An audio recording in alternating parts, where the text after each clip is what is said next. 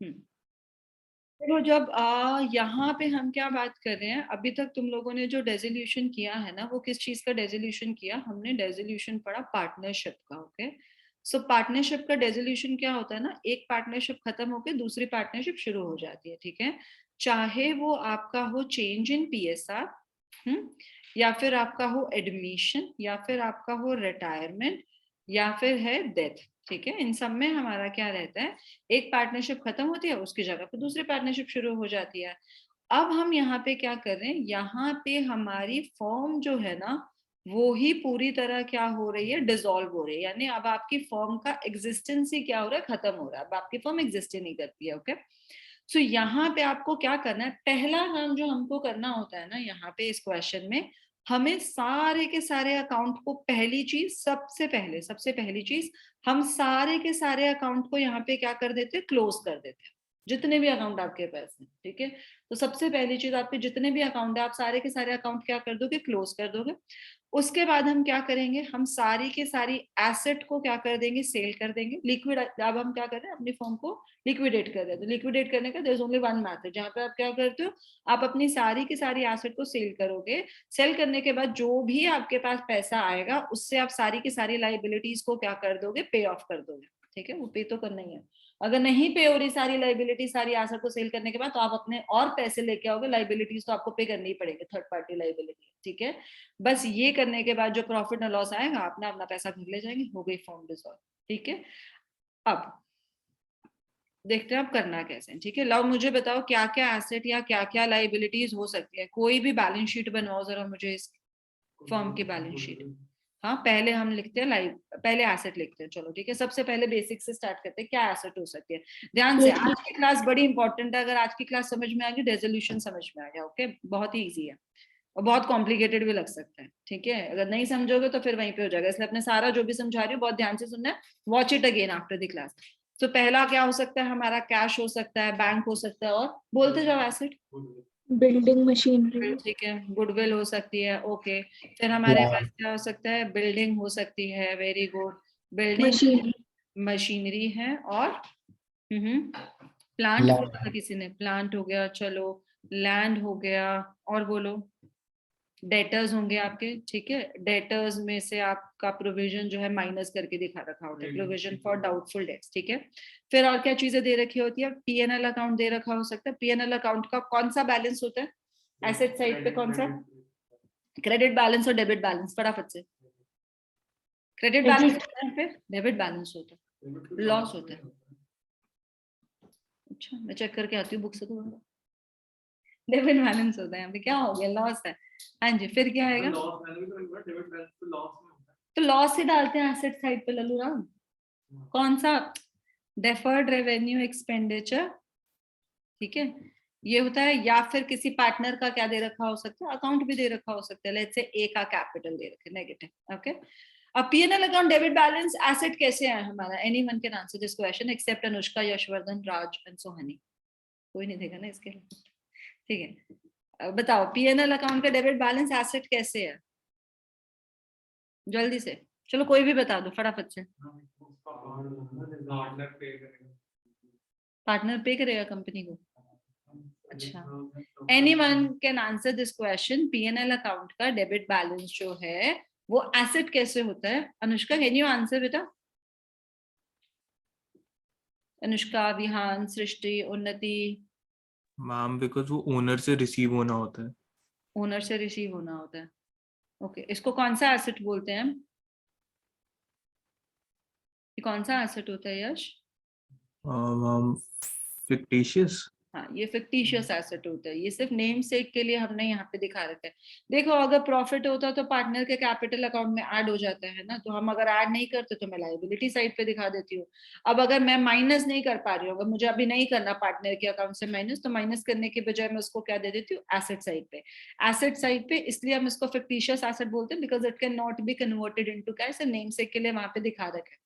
ठीक है, माइनस नहीं कर देंगे तो दूसरी साइड पे मैं कैसे दिखा दूंगी, ऐसे ही हेड दिखा दूंगी। ओके, सो ये वाले सारे मैंने मेजरली क्या डाल दिए, जो हमारे हेड्स होते हैं वो डाल दिए। ठीक है, फिर हम क्या करेंगे, लाइबिलिटी साइड पे। बताओ लाइबिलिटी साइड पे कौन से हेड्स हो सकते हैं, जल्दी से बोलते जाओ। कैपिटल। कैपिटल तो सबसे पहला, वेरी गुड। कैपिटल के अलावा Suhani? creditors, Creditors. Creditors, capital, creditors, very good. फिर Workman compensation. अच्छा, पहले कैपिटल, क्रेडिटर्स, फिर हम बैंक लोन लिख देते हैं, ठीक है? या फिर हम लिख लेते हैं, लेट्स से जो पार्टनर्स हैं हमारे क्या है, ABC हैं, हम क्या लिख देते हैं, एक्सेस लोन लिख देते हैं, बीज ब्रदर्स लोन लिख देते हैं, ओके, बीज ब्रदर्स लोन। फिर हम क्या लिख देते हैं, सीज वाइफ लोन, ओके। फिर हम अपने रिजर्व्स डालते हैं, तो हमारे रिजर्व्स कौन से होते हैं, वर्कमैन कॉम्पेंसेशन रिजर्व, या फिर इन्वेस्टमेंट फ्लक्चुएशन रिजर्व, या फिर हमारा जनरल रिजर्व, या फिर Employee पीएनएल benefit. अकाउंट का, पीएनएल अकाउंट का कौन सा बैलेंस, Credit. क्रेडिट। और क्या बोल रहे थे आप, Employee benefit. Employee provident fund, EPF. हाँ हाँ वही. ठीक है, चलो, ये मेजर जो है हमारे हेड्स होते हैं। मैंने तुम्हें पहला काम क्या बताया कि पहले सारे के सारे अकाउंट को क्या कर दो, आप क्लोज कर दो, सारी की सारी एसेट क्लोज कर दो, सारी की सारी लाइबिलिटीज क्लोज कर दो, ओके। सो अब क्लोज करने के लिए यहाँ पे हमें क्या करना है ना, हमें एक अकाउंट बनाना है यहाँ पे, जो कि हमारा कौन सा अकाउंट होगा, याद है किसी को कौन सा अकाउंट बनता है, रियलाइजेशन अकाउंट, ठीक है। तो सबसे पहला काम हमने क्या करना है, हमारा हम लोग बनाएंगे रियलाइजेशन अकाउंट। रेजोल्यूशन में सबसे पहला अकाउंट बनता है आपका रियलाइजेशन अकाउंट। फिर हम क्या बनाएंगे, हमारा कैपिटल अकाउंट, ठीक है। लो, लेट्स से ABC। हाँ जी, यहाँ पे रीवैल्यूएशन अकाउंट नहीं बनता था? नहीं बेटा, जब डेजोल्यूशन होती है ना तो रियलाइजेशन अकाउंट बनाते, रीवैल्यू नहीं कर रहे। अब हमने सारी की सारी एसेट ना बेचनी है, तो हम यहाँ पे जो अकाउंट बनाएंगे ना वो रियलाइजेशन अकाउंट बनाएंगे, ठीक है। क्लोजिंग एंट्री डालनी है अभी, ठीक है। तूने किया नहीं था ये मेरे साथ? नहीं, अब मेरे को भी नहीं पता. हाँ कोई नहीं, मेरे को पता है, बहुत सारों में नहीं, मेरे को लग रहा है हाँ तुम लोगों ने किया ही नहीं था। रियलाइजेशन, कैपिटल अकाउंट, और तीसरा अकाउंट हमारा लोन अकाउंट बनता है। लोन अभी मैं नहीं बना रही, या फिर हमारा क्या बनता है, कैश या बैंक अकाउंट बनता है, ओके। बहुत ध्यान से सुनना, आराम से करेंगे, कोई जल्दी नहीं है, ओके। देखो, अब हमने क्या करना है, जिस भी एसेट को आप मार्केट में जाके बेच सकते हो, ठीक है, जिसको हमें बेचना है जाके, जिसको बेच के कैश में कन्वर्ट करना है, उन सबको हम कहाँ डालते जाएंगे, रियलाइजेशन अकाउंट में डालते जाएंगे, ठीक है। अब मुझे बताओ, जब हम फर्नीचर परचेज करते हैं तो क्या एंट्री होती है, furniture account debit to cash. Furniture to cash. और जब फर्नीचर हम सेल कर देते हैं, जब फर्नीचर खत्म कर देते हैं, तो एंट्री क्या होती है, कैश टू फर्नीचर, ठीक है। यानी आपने जो भी एसेट दे रखी है, उस एसेट की अगर आपने क्लोज करना है तो सारी की सारी एसेट को क्या होती जाएंगी, क्रेडिट होती जाएंगी, ठीक है। यानी मेरे को एंट्री क्या डालनी होगी, realisation to something, like realisation to building, ठीक है। यानी सारी की सारी एसेट को जब रेज होती है तो डेबिट होता है, और जब क्लोज करने तो सारी की सारी एसेट क्या करनी पड़ेंगी, क्रेडिट करनी पड़ेंगी, ठीक है। तो जो भी आप अकाउंट बना रहे हो, चाहे वो रियलाइजेशन है, चाहे वो कैपिटल है, चाहे वो लोन अकाउंट है, एसेट साइड का जब भी उनको क्लोज करना है, वो सारी की सारी किसी ना किसी अकाउंट में कहाँ लिखना पड़ेगा, डेबिट साइड पे लिखना पड़ेगा। समझ में आया? क्योंकि जब आप डेबिट साइड पे लिख रहे हो तो वो खुद अकाउंट पर्टिकुलर क्या हो रहा है, क्रेडिट हो रहा है, ओके। अब बताओ, कैश को तो हमें क्या करना है, वो तो खुद ही कैश है, उसको थोड़ी कैश में कन्वर्ट करेंगे, तो उसको हम कहाँ लिख देंगे, उसको हम कहाँ लिखेंगे, हमारा कैश अकाउंट में क्या लिखेंगे, इसको बैलेंस ब्रॉट डाउन, ठीक है। समझ आ गया? वो तो खुद ही कैश है ना, उसको क्या कन्वर्ट करोगे। जो हमारा बैलेंस है बैंक का, उसको हम क्या करेंगे, उसको हम एज्यूम करेंगे कि हमने बैंक से विड्रॉ कर लिया, ठीक है। सो कैश या बैंक दे रखा होगा तो आप एक ही अकाउंट बनाओगे, या फिर कैश अकाउंट या बैंक अकाउंट, ओके। सो हम यहाँ पे क्या लिख देंगे, बैंक, कि मैंने बैंक को क्या कर लिया, कैश विड्रॉ कर लिया। समझ आ गया ये वाला चीज, ओके। अब आप क्या करो, गुडविल। अब बताओ, गुडविल को हम क्या बेच सकते हैं, नहीं बेच सकते गुडविल को, अनलेस एंड अनटिल कंपनी बेच रहे हो, कंपनी बेच रहे हो, अनलेस एंड अनटिल जब आप बेच रहे हो तो अब हम क्या कर रहे हैं, बेच ही तो रहे हैं ना फर्म, बिजनेस वाइंड अप ही तो कर रहे हैं ना। तो गुडविल को यहाँ पे हमें क्या करना पड़ेगा, रियलाइजेशन अकाउंट में डालना पड़ेगा। अगर गुडविल के कुछ पैसे मिल रहे हैं, मान लो ये गुडविल जो ये फॉर्म जो है मैं अश्विन को भेज रहा हूँ, अश्विन मुझे गुडविल के कुछ पैसे दे दे तो मैं डाल दूंगी, नहीं मिले तो जीरो, ठीक है। सो मैंने ये इंपॉर्टेंट, ओके। सो मैंने क्या, डिसोल्यूशन का मतलब ये नहीं है कि आप खत्म कर रहे हो, तो फिर गुडविल कैसे लिखोगे आप? गुडविल की वैल्यू तब होती है ना जब आप वो कंपनी किसी और को दे रहे हो, और वो गुडविल आपको की वैल्यू तेरे बुक्स में पृथ्वी 1 लाख की दिखा रही है, ठीक है। तो अब जब हमने एडमिशन और रिटायरमेंट किया था हम इसको कैपिटल अकाउंट में डिस्ट्रीब्यूट कर देते थे डेबिट साइड पे। अब क्योंकि हमारी फर्म वाइंड अप हो रही है, ठीक है, हो सकता है मैं अपना बिजनेस सेल करे, हो सकता है मैं इन जनरली वाइंड अप कर रही हूँ, तो इस गुडविल के हो सकता है मुझे कुछ पैसे मिल जाए, मेरा फर्म जो खरीद रहा है वो गुडविल के लिए मुझे कुछ पे कर दे या कुछ नहीं भी पे करे, लेकिन इसको डेसोल्यूशन के टाइम पे, वाइंडिंग अप पे टाइम पे कैश में कन्वर्ट किया जा सकता है। अगर इसको कैश में कन्वर्ट करा जा सकता है तो एक बार के लिए आप इसको रियलाइजेशन अकाउंट में लिखोगे, ठीक है, and then will see further कि इसका क्या करना है। समझ आया पृथ्वी? हाँ हाँ हाँ, ठीक है। अब जैसे बिल्डिंग है, बिल्डिंग सेल करी जा सकती है ना, हो सकता है बिल्डिंग बिल्कुल ही गंदी है, बहुत ही कम पैसे मिले, मान लो ये 10 लाख की बिल्डिंग है, आपको उसका हो सकता है सिर्फ 1 लाख मिले, नहीं बिक रही है आपकी मार्केट में, कुछ भी हो गया, हाँ, लेकिन एक बार को तो बेची जा सकती है ना, तो आप इसको क्या करोगे, क्लोज करोगे। सबसे पहली हमने क्या करना है, क्लोज। तो मैंने बिल्डिंग डाल दिया यहाँ पे, फाइन, ठीक है। ऐसे ही मशीनरी, ओके, मशीनरी भी डाल दी। प्लांट, इन सबको बेचा जा सकता है ना, तो ये यहाँ डाल दिया, ओके। लैंड,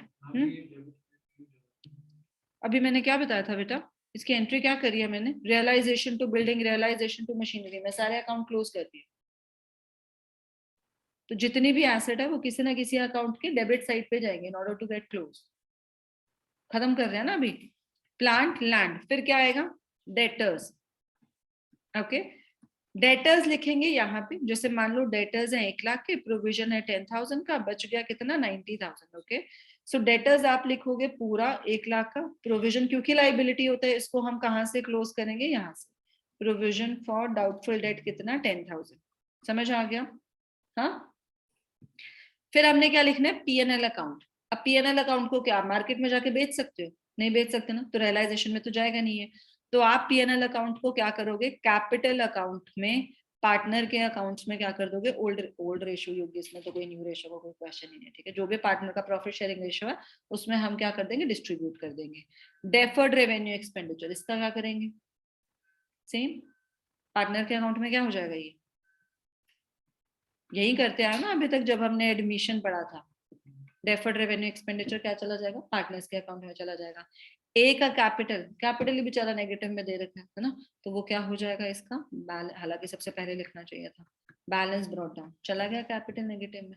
अब देखो एसेट साइड पे जितनी भी चीजें दे रखी थी, या तो वो रियलाइजेशन के डेबिट साइड पे, या फिर वो कैपिटल के डेबिट साइड पे, या फिर वो कैश के डेबिट साइड पे, यानी एक बार ये सब कुछ डेबिट साइड पे चला गया, यानी मैंने सारे अकाउंट क्या कर दिए, क्लोज कर दिए। मेक सेंस, समझ आ गया ये वाला? बताओ अभी सबको समझ आ गया? दोबारा करते हैं एक बार। जितनी भी चीजें आपको एसेट साइड पे दे रखी है या लाइबिलिटी साइड पे दे रखी है, उन सबको क्लोज करना है। एसेट में जिसको भी आप कैश में कन्वर्ट कर सकते हो, लैंड है, बिल्डिंग है, मशीनरी है, प्लांट है, गुडविल है, जो भी चीजें मार्केट में जाके बेची जा सकती है, वो रियलाइजेशन अकाउंट के डेबिट साइड पे डाल के हम उसको क्या कर देंगे, क्लोज कर देंगे, खत्म कर दिया, ठीक है। फिर इसके अलावा आपका क्या दे रखा होगा, पीएनएल अकाउंट दे रखा होगा, या फिर डेफर्ड रेवेन्यू एक्सपेंडिचर या एडवर्टाइजमेंट सस्पेंस दे रखा होगा, वो कैपिटल अकाउंट में डेबिट साइड पे क्या होगा, पार्टनर के अकाउंट में डिस्ट्रीब्यूट, वो भी हमने खत्म कर दिया। या फिर कैश या बैंक दे रखा होगा, उसका हम बैलेंस ब्रॉट डाउन कर देंगे कैश या बैंक में। याद आ गया अभी ये सबको? सुहानी समझ आ गया? यस अभी विल डू क्वेश्चन आल्सो ना। अभी 50-60% भी समझ में आ गया, उतना ही रिटेन करो, क्वेश्चन करेंगे या वैसे ही हो जाएगा। कॉन्सेप्ट समझ, don't try to remember each and everything, concept समझते जाओ, जब हम क्वेश्चन करेंगे ये वैसे ही समझ आ जाएगा, ठीक है। रिकॉर्ड हो तो रही है, अभी बंद किया वो तो मैंने, रिकॉर्ड हो ही रही है, रिकॉर्डिंग चल रही है सर, चल रही है रिकॉर्डिंग, ना घबरा, वैसे भी इसकी पुरानी रिकॉर्डिंग्स भी हैं। ठीक है, अब देखते हैं हम लाइबिलिटी साइड पे। सो कैपिटल, अब जितनी भी लाइबिलिटीज हैं वो किसी ना किसी अकाउंट में कहाँ जाएंगी, क्रेडिट साइड पे जाएंगे। अब क्लोज करते हैं। सो अब हमने क्लोज किसको करना है, जिसको आपने पे करना है। और कैपिटल अकाउंट तो कहाँ जाएगा, वो तो पार्टनर का ही बैलेंस है, उसको हम क्या कर देंगे, बैलेंस ब्रॉट डाउन, ठीक है। समझ आ गया वाला? कैरी डाउन क्लोजिंग बैलेंस होता है बेटा, ओपन करके ब्रॉट डाउन लिखते हैं। ये नेगेटिव था, एक का बैलेंस नेगेटिव था, बाकी दोनों का पॉजिटिव है, ठीक है। फिर क्या है, क्रेडिटर्स। अब क्रेडिटर्स को हमें क्या करना है, पे करना है ना, क्लोज करना होगा, तो वो कहाँ जाएगा, रियलाइजेशन में, डाल दिया क्रेडिटर्स। बैंक का लोन भी क्या करना है, वापस करना है, डाल दिया, ठीक है। एक्स का लोन क्या करना है, थर्ड पार्टी लोन जो है ना, वो सारे के सारे आपने क्या करने, पे करने हैं।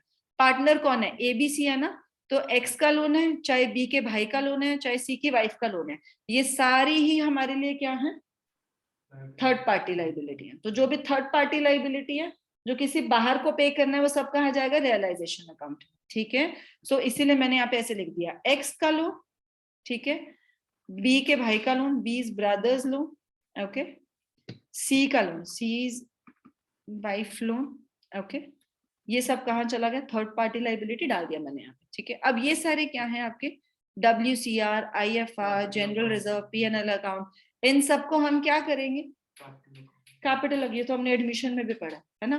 सो ये कैपिटल अकाउंट में workman compensation reserve, investment fluctuation reserve, general reserve और PNL अकाउंट, ये सारा कैपिटल अकाउंट में क्या हो जाएगा, डिस्ट्रीब्यूट हो जाएगा। मेक सेंस, समझ में आ गया। Now you are left with EPF, employ provident fund, ये भी हमें क्या करना होता है, पे करना होता है, कंफर्म लाइबिलिटी बाहर पे करना है। सो EPF आपका कहाँ चला जाए यहीं पे रियलाइजेशन अकाउंट में। ठीक है, बताओ जी, समझ आ गया ये वाला, सुहानी समझ आ गया बेटा? मैम हाँ जी, यस मैम। हाँ पे एक बता दो, आपने वहाँ पे एस कैपिटल को एसेट पे लिखा था, हाँ पर आपने बोला वो तो बेचारा वैसे ही नेगेटिव में है, उसका मतलब क्या था?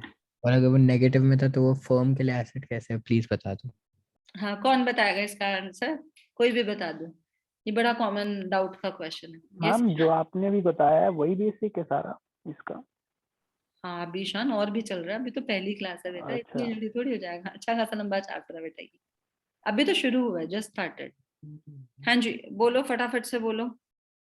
मैम क्योंकि किसी भी पार्टनर की कैपिटल फर्म की एक लायबिलिटी होती है पे बैक करने की, इसलिए वो लायबिलिटी साइड में जाता है। हर पृथ्वी, जैसे अगर तूने फॉर्म को पैसा दिया, हम क्या लेके चलते हैं, तू और फॉर्म जो है वो दोनों अलग अलग हो, आपने फॉर्म को जो पैसा दिया होता है, कैपिटल जो होता है वो लाइबिलिटी होता है, ठीक है। लेकिन अगर तेरा अकाउंट नेगेटिव में चल रहा है, इसका मतलब क्या है कि तूने अभी फॉर्म को क्या करने हैं, फॉर्म ने तेरे से ये पैसे वापस लेने हैं, तो तू एसेट बन गया ना फॉर्म की, नेगेटिव हाँ बैलेंस है तो समझ तेरा एसेट हो गया ना, वही है ये, समझ समझ आ गया अभी? हाँ हाँ।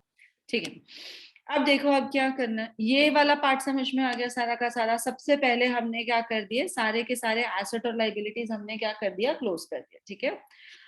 अब यहाँ पे क्या शुरू होगा, अब आप जाओगे, अब हमने इन सारी एसेट को क्या करना है, बेचना शुरू करना है, ठीक है। सो हम पहले उसकी जर्नल एंट्री सीख रहे हैं और फिर ये वापस आएंगे, मैंने नोट में लिखना चाहिए, समझ आ गया वाला। पहले हम इसकी जर्नल एंट्री सीखेंगे and then will come back here कि इसको कैसे डालना है, ओके। ध्यान से सुनना, you people can write it down also, जो अब मैं लिखवा रही हूँ ये जर्नल एंट्रीज हैं, बड़ी ज्यादा इंपॉर्टेंट है, एक जगह पे लिख लो ये वाली एंट्रीज, ओके। अब हम क्या करेंगे ना, हम सारी की सारी एसेट या लाइबिलिटी को क्या करेंगे, पहले एसेट को बेचना शुरू करते हैं, ठीक है। तो इसकी जर्नल एंट्रीज लिखो, देखो जब आप, पहले हमने क्या किया, एसेट को क्लोज किया है ना। सो जब हम एसेट को क्लोज करेंगे तो हमने क्या एंट्री डाली, जल्दी से बोलते जाओ, क्या एंट्री डाली हमने, रियलाइजेशन टू एसेट, मैं जो भी एसेट का नाम है वो आपने क्लोज कर दिया, ठीक है। जो भी आपकी एसेट का नाम था, आप realization to car, realization to building, आपने जो भी एसेट का नाम था वो लिख दिया, ठीक है। अब बात आती है इस एसेट का हमने क्या करना है, दो ही चीजें हो सकती है इस एसेट की, या तो आप इसको क्या करोगे, मार्केट में जाके सेल कर दोगे, ठीक है, या फिर इसको क्या कर लेगा, कोई पार्टनर ले लेगा, और तो कुछ नहीं हो सकता ना, समझ में आया? या तो एसेट मार्केट में जाके सेल हो जाएगी, या फिर कोई पार्टनर ले लेगा, या कोई लाइबिलिटी को हम एसेट दे देंगे, ठीक है। पहले ये दोनों करते हैं। अब जैसे ही आप मार्केट में सेल करके आओगे एसेट को, तो आपके पास क्या आएगा, कैश आएगा, ठीक है। सो हम क्या करते हैं, जब आप एसेट को सेल करते हो यूजुअली, तो आपकी एंट्री क्या होती है, cash account debited to building, या फिर cash account debited to debtors, cash account debited to machinery, जो भी एसेट है वो कम करते हैं, लिखते गए हम कैश अकाउंट डेबिट। लेकिन अब हमने क्या करना है, हमने एसेट का नाम नहीं लिखना, ठीक है। इंस्टेड ऑफ राइटिंग एसेट का नाम आप क्या लिखोगे, cash account debited to realization, क्योंकि आपने कोई भी अकाउंट अब रेज नहीं करना। अभी तो हमने सारे एसेट, सारी की सारी अभी अभी अभी हमने सारे के सारे एसेट को क्या किया, क्लोज किया, ठीक है। अब आप दोबारा लिखोगे तो फिर वो रेज हो जाएगा, और अब आपकी बुक्स क्या हो रही है, क्लोज हो रही है, अब आप कोई अकाउंट रेज नहीं कर सकते। सो आप क्या एंट्री करोगे, एसेट के लिए क्या एंट्री हो जाएगी, एसेट अकाउंट, अगर मार्केट में सेल हो गया तो क्या हो जाएगा, cash account debited to realization, और अगर किसी पार्टनर ने ले लिया तो हम क्या करेंगे, कोई भी बताएगा एंट्री क्या होगी? पार्टनर्स अकाउंट, बोल ठीक बोल रहा है। तो A is capital account, let's assume A is capital account debited to realization, समझ आ गया? ठीक है, एसेट तो जाएगी, दो ही चीजें हो सकती है, या तो आपके पास कैश आ जाएगा या फिर आप पार्टनर का अकाउंट नेगेटिव में कर दो। पार्टनर के अकाउंट से हमने पैसे क्या कर लिए? माइनस कर दिए। Make sense? ये दो एंट्री आ गई समझ में? सुहानी, पृथ्वी, समझ आ गया बेटा ये वाला? हाँ हाँ मैम। ठीक है। मैम जो इसके नीचे नोट लिखना होता है, जैसे मान लो अभी जो हम इसमें जर्नल एंट्री कर रहे हैं, अब तो हम सिर्फ रियलाइजेशन अकाउंट लिखेंगे, तो वो नीचे हम लोग ब्रैकेट में लिखते हैं ना, उसमें लिखना जरूरी होगा कि हाँ, being building realized for this much, being asset realized for this much। वो इसमें ना ज्यादातर जो है ना पृथ्वी, इस चैप्टर में फुल फ्लेजेड क्वेश्चन की बजाय ना जर्नल एंट्रीज ही आती है। लाइक 5-6 बोलेंगे कि लेट्स से एबीसी की कंपनी है, एसेट इतने का था, इतने में कन्वर्ट हो रहा है। अभी हम जब क्वेश्चन शुरू करेंगे ना, will start with journal entries only, ठीक है। तो इंडिपेंडेंट एंट्रीज आती हैं पूरे बड़े क्वेश्चन की बजाय। जैसे 11th में पहले चैप्टर में जर्नल में इंडिपेंडेंट एंट्रीज होती थी ना, ज्यादातर इंडिपेंडेंट एंट्रीज आती हैं। तो सेम जो लिखा है ना वही तेरे को नरेशन में लिखना है। Being asset sold for this much, being this, जो भी लिखा है वो वैसे का वैसे लिखते जाना। Once will do the practical part I will teach you, okay? वो तब कर लेंगे, अभी पहले सुन लो ये वाला, ठीक है जी। अब देखो, अब लाइबिलिटीज के लिए लिखो। लाइबिलिटीज के लिए भी हमारा क्या रहेगा? सेम ही रहेगा। या तो हम क्या कर देंगे, लाइबिलिटीज क्या हो जाएंगी बताओ? या तो हम क्या कर देंगे, कोई पे कर देंगे, या फिर हमारे बिहाफ पे क्या कर देगा, कोई पार्टनर पे कर देगा। तो पार्टनर पे कर देगा, लेकिन लाइबिलिटी किसकी रहेगी? वो तो फर्म की रहेगी ना। सो अगर मेरे बिहाफ पे लाइबिलिटीज जो है वो विहान ने पे कर दी, तो मैं क्या करूंगी?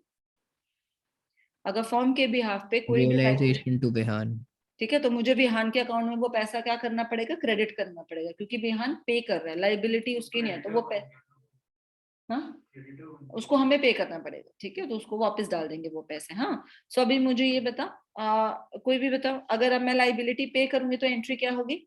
Realisation to cash. Realization to cash, ठीक है। You can not write any accounts name, ये ध्यान रखना है। अगर आपने, जैसे मान लो मैंने बोला कि क्रेडिटर को पे किया, अब आप एंट्री लिख के आगे क्रेडिटर्स टू कैश, गलत हो जाएगा क्वेश्चन, क्योंकि आपने यहाँ पे क्रेडिटर का अकाउंट रेज कर दिया। अकाउंट रेज करना ही नहीं, ठीक है। सो जब आप एसेट की एंट्री करोगे, आपको पैसे मिले तो कैश टू रियलाइजेशन। जब आप लाइबिलिटी पे कर दोगे तो क्या हो जाएगा? रियलाइजेशन टू कैश और बैंक एक ही चीज है। वो अभी आएगा, याद आ गया देखो कुछ कुछ। हाँ जी, अभी अगर क्या है, कोई पार्टनर पे कर देगा तो उसने पे किया, लाइबिलिटी उसकी नहीं है, तो इस केस में हम एंट्री क्या कर देंगे? Realization to B's capital, A's capital, जो भी पार्टनर पे कर रहा है उसके अकाउंट में डालते जाएंगे। हाँ जी बताओ जी, आ गया ये वाला समझ? ठीक है। अब क्या होगा यहाँ पे, ये बड़ी इंपॉर्टेंट एंट्री और ये हर बार आती है, ठीक है, हर बार आती है ये वाली एंट्री, बहुत बहुत फ्रीक्वेंटली आस्क एंट्री है, ओके। सो यहाँ पे मैं क्या करती हूँ कि हमारा क्रेडिटर है 1 लाख का, उसको मैंने क्या कर दिया, ध्यान से सुनिए ये वाली सारी एंट्रीज, ठीक है। क्रेडिटर है 1 लाख का, उसको मैंने इन रिटर्न में क्या दे दिए? 80,000 का एसेट दे दिया फुल सेटलमेंट में। यानी मेरे एक क्रेडिटर ने, जिसको मैंने क्या कहा था, 80,000, 1 लाख का जिसका अकाउंट था, उसने अब 80,000 का हमसे क्या कर लिया? फुल सेटलमेंट में एसेट ले लिया, ठीक है। यानी अब कुछ और नहीं करना। क्रेडिटर हम ऑलरेडी क्या कर चुके हैं? क्लोज कर चुके हैं, एसेट ऑलरेडी क्लोज हो चुका है।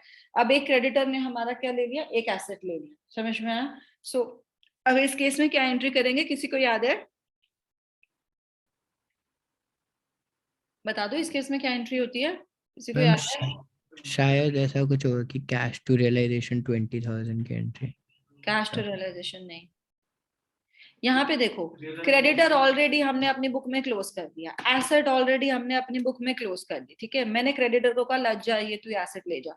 तो इस केस में आइडियली आपने क्या किया? Realization to cash, cash to realization. एक एंट्री ने दूसरी एंट्री को क्या किया? नलिफाई किया।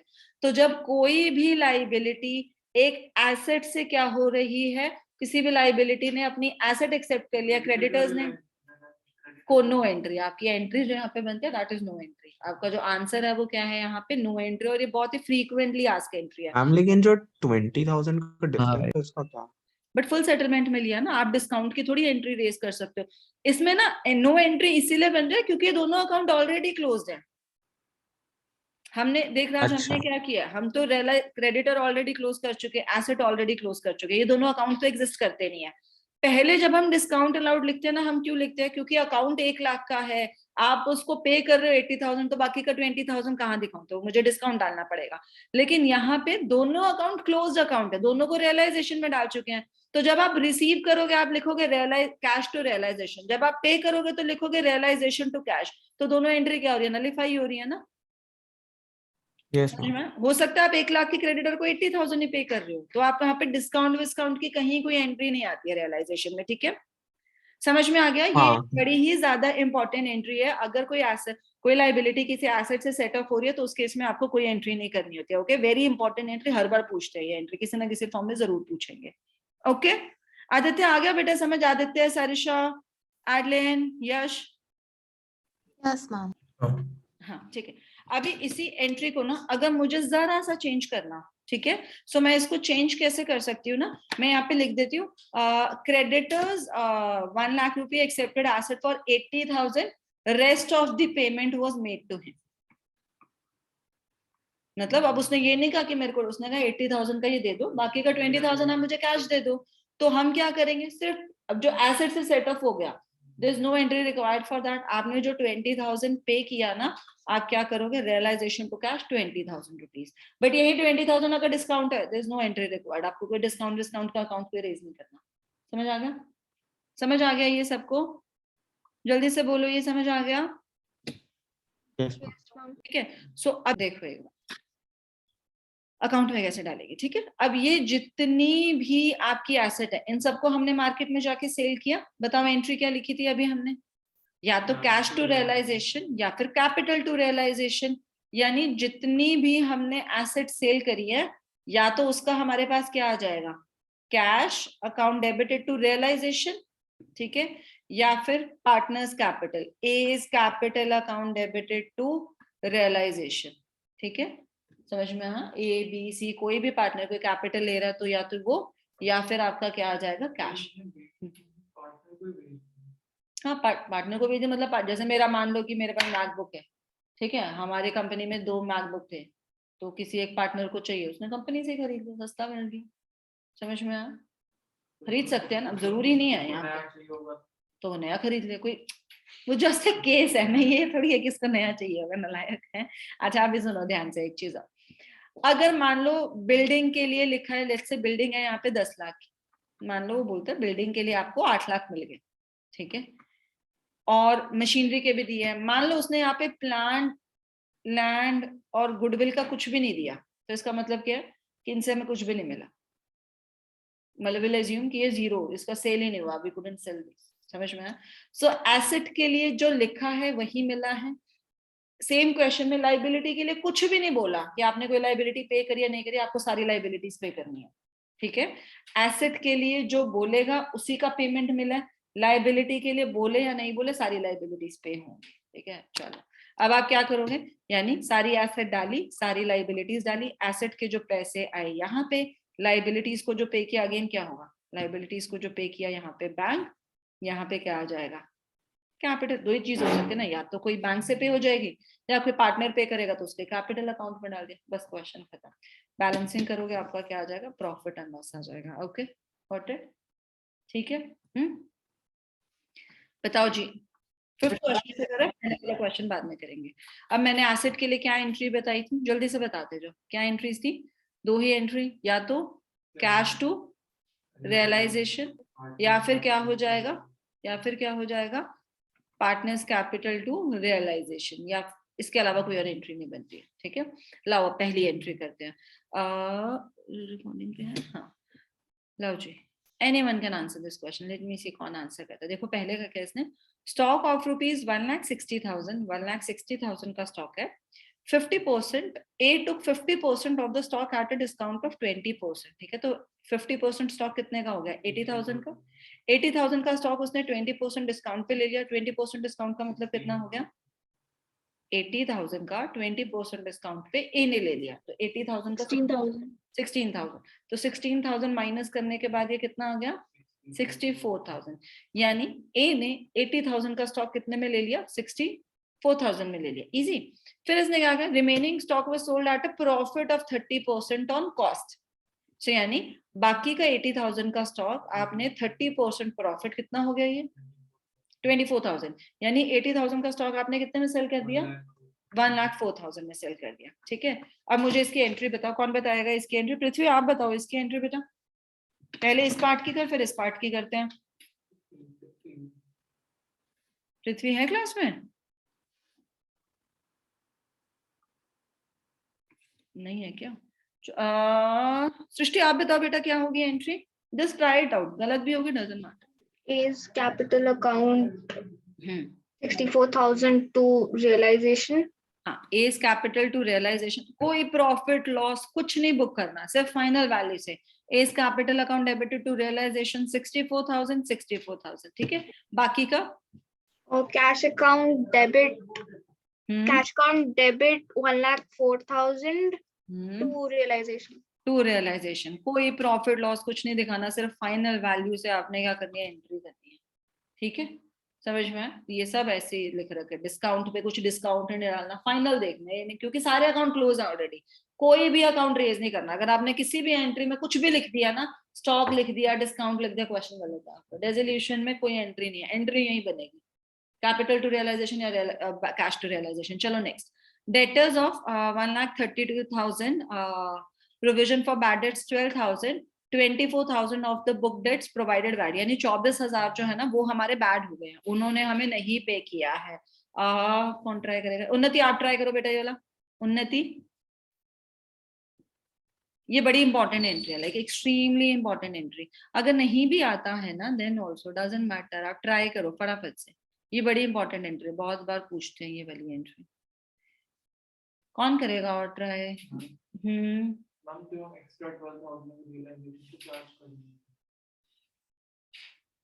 एक बार पहले किसी को करने देते हैं फिर बताती हूँ। सुहानी आप करो बेटा ट्राई। मेरी आवाज? हाँ 12,000 का तो रिजर्व ही है। हाँ 12,000 का प्रोविजन ही है। Oh sorry, provision.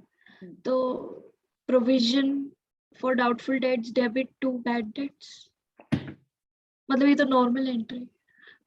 देखो अभी इसमें क्या सोचना है हमें, सबसे पहली चीज मैंने क्या लिखवाई थी कि डेटर्स ऑलरेडी क्लोज है, प्रोविजन ऑलरेडी क्लोज है, कहीं नहीं डालना हमने डेटर्स या प्रोविजन। तो ये जो तुम्हें प्रोविजन दे रखा है ना ये ऑलरेडी क्लोज हो चुका है, आपने इसका कुछ नहीं करना है, सिर्फ कंफ्यूज करने के लिए दे रखे हैं। डेटर्स आपके कितने हैं? 132 के ही हैं। ठीक है, सो 132 में से 24,000 आपके क्या हो गया? बैड डेट्स हो गया। तो बाकी के कितने बचे? 108,000। ठीक है, सो 108,000 हमें क्या हो गया? बाकी के मिल गए ना। एंट्री क्या करनी है? एंट्री वही है हमारी, बैंक टू रियलाइजेशन। ठीक है, तो इसकी जर्नल एंट्री बहुत ही आसान है, अमाउंट की कैलकुलेशन ही है बस कि कितना अमाउंट आ रहा है जा रहा है, एंट्री में कुछ नहीं है। और देखो कहीं नहीं गया कोई प्रोविजन, कोई डेटर्स नहीं, बता डेटर्स ने दिए है ना पैसे, बैंक टू रियलाइजेशन आया है ना। अब देखो क्या है, land and building book value 66,000 sold for 3 lakh, चलो 3 लाख की बिक गई, बड़ा ही फायदा हो गया। ब्रोकर ने चार्ज के लिए 2%। ठीक है, सो आप क्या करो, नेट देख लो कितना मिला। सो 3 लाख का 2% कितना होगा? 6,000। सो कितने पैसे मिले आपको इस बिल्डिंग के लिए? 294,000। 294 नेट 294 मिले ना। आप क्या कर दोगे? Bank to realization 2,94,000। ठीक है, क्या समझ आ गया? याद आ गया? आप दो एंट्री कर सकते हो यहाँ पे, आप ये लिख सकते हो बैंक टू रियलाइजेशन कितना 3 लाख और दूसरा डाल सकते हो रियलाइजेशन टू बैंक 6,000। ठीक है, मैंने इसकी नेट एंट्री डाल दी कि 294 मिला, bank to realization 2,94,000। Either way, both are like perfect entries. Okay. फिर क्या? Plant and machinery book value 60,000 was handed over to a creditor at a discount of 10%. राज करेगा इसकी एंट्री, राज बताओ। Very important entry. Yes, ma'am. So creditor को 10% पर discount करके दिया, तो इसके 10% हम वैल्यू कम करेंगे, यानी 6,000 माइनस तो 54 करेंगे।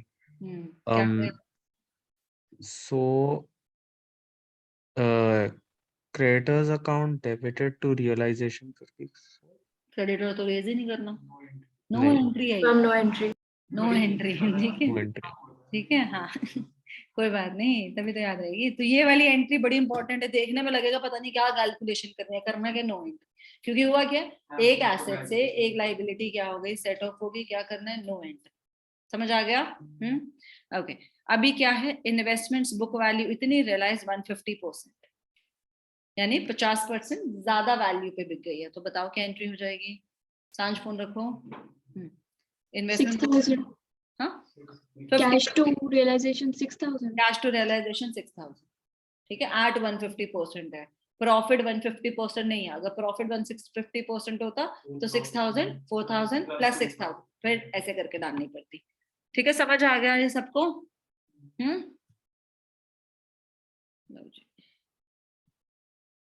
Okay,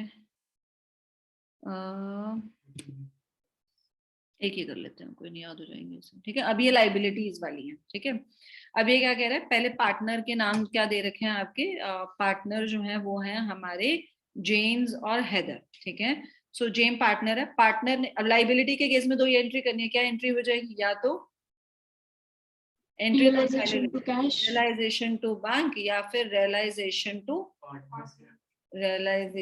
partners capital account. ठीक है, so James agreed to pay off his brother's loan, entry क्या हो जाएगी, realization to capital realization to partners capital. फिर क्या है, डेटर्स रियलाइज 12,000, ये तो चलो अभी डेटर्स के पैसे मिल गए, डेटर के पैसे मिल गए तो बैंक टू रियलाइजेशन। ठीक है, Heather took over all the investment, partner है हेदर, हेदर ने एक इन्वेस्टमेंट ले लिया। ठीक है, हेदर टू रियलाइजेशन। ठीक है, अगर मैं लिखूं कि ये पार्टनर ने जो है एसेट लिया लेकिन इसके बदले में कैश ही दिया, Heather took over all investment at ₹12,000 for cash, तो कैश टू, फिर हमें कैपिटल से थोड़ी माइनस होगा, कैश ही दे दिया हमने। Sundry debtors 20,000 were paid at a discount of 5%, no entry, creditor को पे कर रहा है, क्यों no entry, realization to bank 5% minus करके, 20,000 का 5% वुड बी 1,000, तो आपने 19,000 से क्या करना है, रियलाइजेशन टू बैंक। ठीक है, फिर क्या, एक्सपेंसेस वाले भी रहने देते, लॉस वाले भी रहने, एक्सपेंसेस वाले नेक्स्ट क्लास में कराऊंगी, वो अपने आप में कॉन्सेप्ट है। ठीक है, बस आज इतना ही करते हैं, यही वाला जो है